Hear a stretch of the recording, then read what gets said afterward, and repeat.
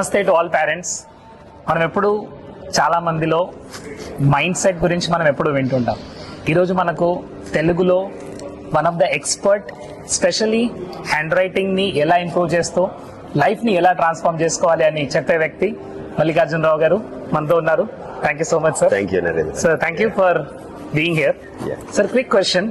Students, parents చాలా మంది hand writing గురించి ఎలా వాళ్ళు హ్యాండ్ రైటింగ్ ఇంప్రూవ్ చేసుకొని వాళ్ళ లైఫ్ ని ట్రాన్స్ఫార్మ్ చేసుకోవచ్చు?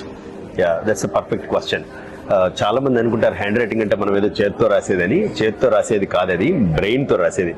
అందుకే మేము దాన్ని బ్రెయిన్ రైటింగ్ అంటాం. మైండ్ని ఎలా మార్చుకోవచ్చు హ్యాండ్ రైటింగ్ ద్వారా అనేది ప్రతి ప్రైమరీ టీచరు, ప్రతి మదరు, ప్రతి ఫాదరు ఖచ్చితంగా అవగాహన తెలుసుకోవాల్సిన ఒక విషయం.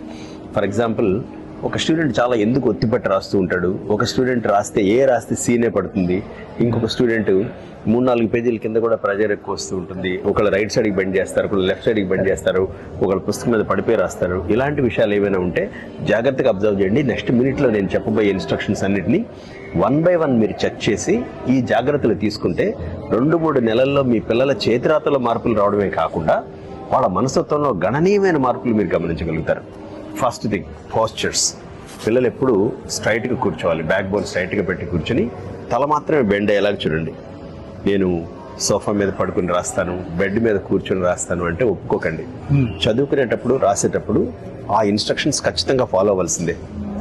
మేబీ మీరు మిగతా ఆడుకునేటప్పుడు, టీవీ చూసేటప్పుడు మీ పోస్చర్స్ మీ ఇష్టం. కానీ ఒక చదువుకునేటప్పుడు, రాసేటప్పుడు మాత్రం బ్యాక్ బోన్ స్ట్రైట్గా ఉండాలి. హెడ్ బెండ్ చేసి పెన్ పట్టుకున్నప్పుడు, పెన్సిల్ పట్టుకున్నప్పుడు మీరు పెన్సిల్ షార్ప్ చేసినప్పుడు ఒక కోన్ షేప్ వస్తుంది. దాన్ని 3 వేళ్లతోనే పట్టుకునేలాగా చూడండి. కోన్ షేప్ దాటిన తర్వాత మిడిల్ ఫింగర్ కింద, thumb left side, index finger right side. ఇది చాలా perfect posture. 85% of the children మన దగ్గర ఇండియాలో చాలా మంది పోస్చర్స్ ప్రాబ్లం చేస్తూ ఉంటారు. పోస్చర్ ప్రాబ్లం వస్తే లెటర్స్ ప్రాబ్లం అయిపోతాయి. సో అందుకని పోస్చర్స్ని ఫస్ట్ ఇలా కరెక్ట్ చేయాలి. పట్టుకున్న తర్వాత పెన్సిల్ లేదా పెన్ 1 నుంచి బయట వైపుకు ఉందా లేదా గమనించి చెయ్యి స్లాంట్గా పెట్టి హెడ్ బెండ్ చేసి ఎక్కువ ప్రెజర్తో పెన్ని పెన్సిల్ని పట్టుకోకుండా చూడాలి. ఎంత ప్రెజర్ ఇన్స్ట్రుమెంట్ మీద పడుతుందో అంత ప్రెజర్ పేపర్ మీద పడుతుంది. కాబట్టి కొంచెం జెంటిల్గా పట్టుకుని హాయిగా రాయగలగాలి. తర్వాత ఫైన్ మోటార్ స్కిల్స్ అనేది హ్యాండ్ రైటింగ్కి ఒక సీక్రెట్. రైటింగ్ ఎప్పుడు ABCDలతో స్టార్ట్ అవ్వదు. ప్రీ రైటింగ్ స్కిల్స్ అని స్టార్ట్ అవుతాయి. ఒక్క ముక్కలో చెప్పాలంటే ఆల్ ద ప్యాంపర్డ్ చిల్డ్రన్ చాలా బ్యాడ్ హ్యాండ్ రైటింగ్ ఉంటుంది. పిల్లలు చేసుకోదగ్గ పనులను కూడా పేరెంట్స్ ఎవరు చేస్తూ ఉంటారో, నా మాట మీరు you can take it for granted, వాళ్ళ హ్యాండ్ రైటింగ్ ఖచ్చితంగా ప్రాబ్లమేటిక్గా ఉంటుంది. వాళ్ళు చేసుకోదగ్గ పనులని 3 ఏళ్ల తర్వాత ఏవే పనులు చేసుకోగలుగుతారో అవైనా కనీసం వాళ్ళ చేత చేయించండి. ఉదాహరణకి పుస్తకాలు కట్టలు వేసుకోవడం, లేకపోతే పెన్సిల్ షార్ప్ చేస్తే బ్లంట్ అయిపోతే షార్ప్ చేయడం, లేకపోతే సైకిల్ తొక్కడం, పుస్తకాలు వాళ్ళు సర్దుకోవడం, ఇలాంటి చిన్న చిన్న పనులు. వాళ్ళ స్నానం వాళ్ళు చేయడం, వాళ్ళ తిండి వాళ్ళు తినడం. 7-8 ఏళ్ళు వచ్చిన తర్వాత కూడా తల్లులు, తండ్రులు, అన్నయ్యలు, అక్కయ్యలు పెడుతూ ఉన్నారు అంటే వాళ్ళని మీరు not only hand writing, regular life స్టైల్లో కూడా తక్కువ చేసినట్టే లెక్క. ఇలాంటి చేయకుండా వాళ్ళ చేత ఫైన్ మోటార్ స్కిల్స్ ఇంప్రూవ్ చేసి అప్పుడు బేసిక్ స్ట్రోక్స్ నేర్పించండి. వర్టికల్ లైన్లు, హారిజంటల్ లైన్లు కరెక్ట్గా వస్తాయి. ఈ బేసిక్ స్ట్రోక్సే సరిగా రాకపోతే, ఆ ప్యాంపర్డ్ చిల్డ్రన్కి బేసిక్ స్ట్రోక్సే సరిగా రాకపోతే లెటర్స్ సరిగా రావు. So this is the hierarchy. First parents వాళ్ళ ముందు కూర్చొని రాస్తూ ఉన్నట్టు వాళ్ళకి కనపడాలి. తర్వాత ప్రీ రైటింగ్ స్కిల్స్, నేను చెప్పిన ఫైన్ మోటార్ స్కిల్స్, తర్వాత బేసిక్ స్ట్రోక్స్. అప్పుడు ABCDలు వరుసగా నేర్పకండి. ఫస్ట్ 2 గీతలు నేర్పండి, నిలువు గీత, అడ్డగీత. దాంతో ఏమేమి అక్షరాలు నేర్పించవచ్చో చేయండి.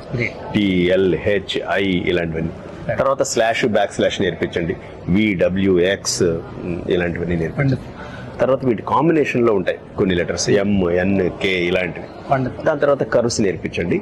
వాటితో 26 లెటర్స్ ఇలా నేర్పించిన తర్వాత మెల్లగా పేరెంట్స్ కానీ టీచర్స్ కానీ వాళ్ళ పక్కన కూర్చుని ప్యాట్ ఆన్ ద బ్యాక్ లాగా చేసి కూర్చోబెట్టి రాయిస్తే దీంతో వాళ్ళకి కాన్ఫిడెన్స్ లెవెల్స్ ఇంక్రీజ్ అయిపోయి హ్యాండ్ రైటింగ్ ఇంప్రూవ్ అయ్యి దానివల్ల మార్కులు తెచ్చుకోవడమే కాకుండా ఇదే కాన్ఫిడెన్స్ మైండ్ సెట్లో వచ్చిన పాజిటివ్ చేంజెస్తో వాళ్ళు చేసే వేరే పనిని కూడా చాలా పర్ఫెక్ట్గా చేయగలుగుతారు. Thank you so much sir. Thank you for connecting. Actually అది హ్యాండ్ రైటింగ్ కాదు, బ్రెయిన్ రైటింగ్ అని. కరెక్ట్. అండ్ సింపుల్ చేంజెస్ వల్ల ఎలా వాళ్ళు ఇమోషనల్ గా స్టేబుల్ అవ్వగలరు అండ్ లైఫ్ లో హ్యాపీగా ఉండగలరు. సార్, వీ నీడ్ ఇంకొక సెషన్ మాకు కంప్లీట్ గా కావాలి. మేబీ పార్ట్ 2 చేద్దాం. పార్ట్ 2 చేద్దాం. Thank you so much. Friends, మీరు ఏం నేర్చుకున్నారు కింద కమెంట్ సెక్షన్ లో పెట్టండి. And thank you so much sir. Thank you so much.